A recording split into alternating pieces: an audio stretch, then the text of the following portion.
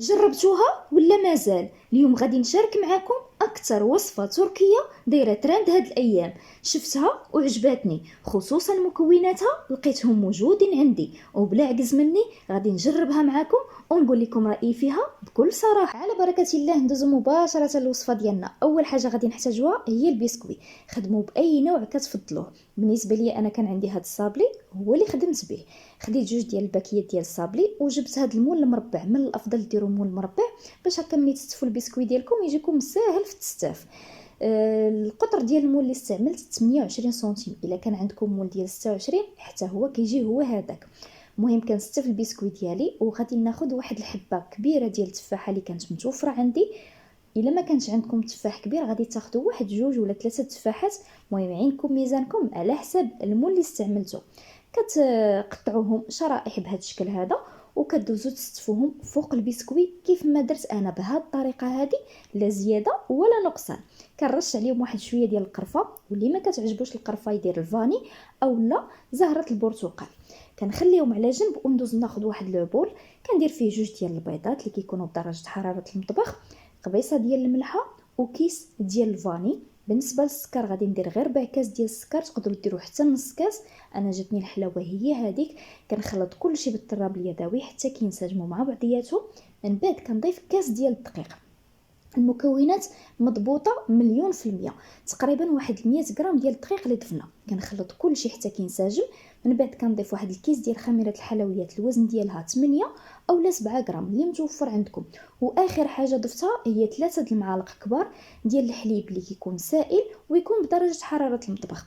كنخلط المكونات وهذا هو القوام اللي خصنا نتحصلوا عليه، يعني ما كيكونش القوام ثقيل بزاف باش هكا كيسهل علينا نوزعوه. صافي كنجيب المول ديالي اللي استفت فيه البسكوي والتفاح، كنفرغ داك الخليط. حاولوا انكم تغطيو دوك الشرائح ديال التفاح كاملين، ما تبقى حتى شي حاجه باينه. صافي وكنرشوا شويه ديال اللوز ايفيلي اولا كوكو ايفيلي اللي متوفر عندكم، ما كانش بلاش منه.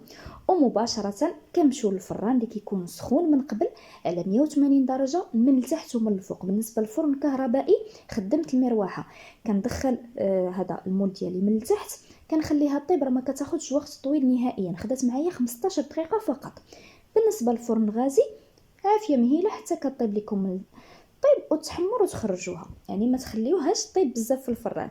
وها هي كيف ما خرجتها عرفتي راه عاطيه واحد الريحه يا سلام. خليتها حتى بردات فوق سطح العمل واحد شويه وزينتها بسكر كلاصي، لحقاش الا زينتها سخونه غادي يذوب عليها داك السكر وما غاديش يجي تزيين زوين. صافي من بعد غادي نقطعها معكم كيف ما كيقطعوها هما، يعني كيقطعوها بالكاس اولا بشكل مربع. مهم نتوما قطعوها بداك الشكل اللي بغيتو. كيف ما قلت لكم انا تبعت الوصفه كيف ما هي وجربتها معكم باش نقول لكم الراي ديالي فيها بكل صراحه. هنا قطعتها بالكاس وضعتها في واحد الطبيسيل وغادي نقسمها معكم ونقول لكم كيفاش كتجي في المذاق ديالها. شوفوا معايا، ما كتجيش معجنه، كتجي بحال التحليه ماشي كيك. كتجي بنينه بزاف لذيذه، ما تشبعوش منها، غير جربوها. وانا متاكده مليون في المية اللي كلاها عندكم ما غادي يمشي حتى يدي المكونات، لان فعلا كتستحق هاد الترند اللي دارت. كنتمنى احبائي ما تبخلوش عليا بلايكاتكم، تشجيعاتكم اللي كتفرحوني بها دائما. ولا كنتم من المشاركين الجدد عجبكم اكيد المحتوى، كنتمنى من كل قلبي تنضموا للقناه وتفعلوا الجرس باش توصلوا بجديد الوصفات.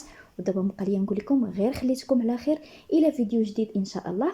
وكنتمنى تبارطاجيو الفيديو مع الاحباب والاصدقاء اللي تعم الفائده، وحتى اللي باقي ما شافهاش يشوفها ويجربها على حسابي.